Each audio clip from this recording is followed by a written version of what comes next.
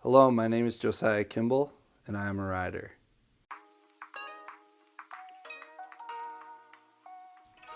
I grew up in a Christian home with a pastor as a father, so I was raised to know the Word of God is truth, and I was raised to believe Jesus rose from the dead for my sins.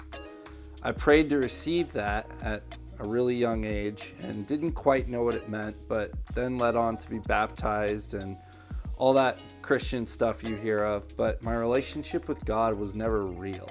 In 2006, my parents sat us down and told us we were moving to Minnesota. Now, this was a long way from Suffolk, Virginia, where we were born and raised. And so I didn't know how I felt about it, but I trusted this God figure and I trusted that my parents knew what was best, and we moved forward. Fast forward to January of 2007, we moved to Cottage Grove, Minnesota. We started attending a church in the area that Dad knew, and I started going to public school. I had never been to public school before because I was sheltered as a young kid, and so I didn't really know what to expect.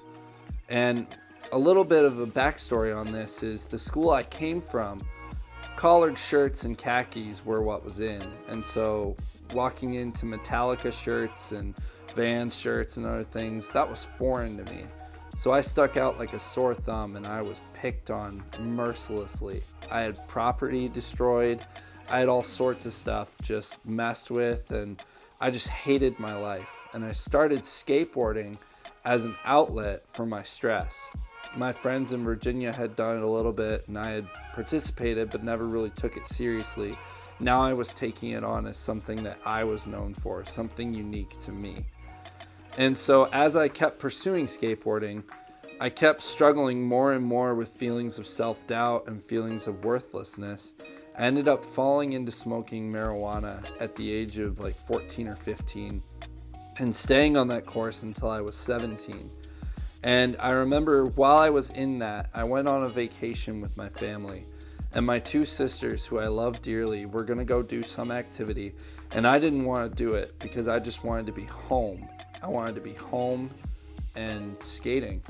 And my parents sat me down and my dad said, if you're going to behave like this on a family trip, maybe next time we just won't bring you at all. That was a wake-up call for me because that really meant that I was losing my family. I had lost my worth, I had lost my value, and now I was losing my family. And so I didn't know what else to do. So I just stayed on this rampage of trying to figure out who this God person was that my parents talked about and how to manage all these feelings in my life. And it came to a point where I took a look at my life and I hated what I saw. I couldn't believe the image that I saw of this just worthless person. And so I prayed to God. I said, God, if you're real, take this addiction away from me. Take these feelings away from me. And I will pour just as much effort into you as I've been pouring into this stuff. And immediately things were different. I skated home, woke up the next day, went through my schoolwork at Park High School, went down to my local park in Cottage Grove, and I was offered to smoke a joint. And I was like, nah, I'm good. And I couldn't believe the words that were coming out of my own mouth. How could I just be good? That was not my normal. And so I just steadily started getting away from this stuff. If it was offered to me, I would refuse it. I just didn't need it anymore. And I came to realize that God had truly taken away that addiction in my life, and He had transformed me. And so as I moved forward, I got through school, I got into college, I tried college out, I ended up graduating, but not before I was kicked out twice for academics. And after college, I was looking at what I was supposed to do with my life.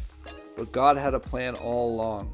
See, that kid who smoked at 15 or 16 was going to impact kids who were smoking at even younger ages here at JSAW. And I started working at JSAW shortly after that, and I've been here for 4 years now. And all I can do is credit this to the life that I was living and how God changed it. And a verse that gets me through every single time when I remember this story is Romans 12:2, which says to be transformed by the renewing of your mind, not conforming to the patterns of the world. Then you will be able to test and approve what God's will is for your life, his good, pleasing, and perfect will. I can now discern and understand what God has for me and others because he has transformed my mind. And I know that if you step into this Jesus figure that we keep talking about, if you enter into a relationship with him, your life can be transformed too. And I can't wait to see that happen.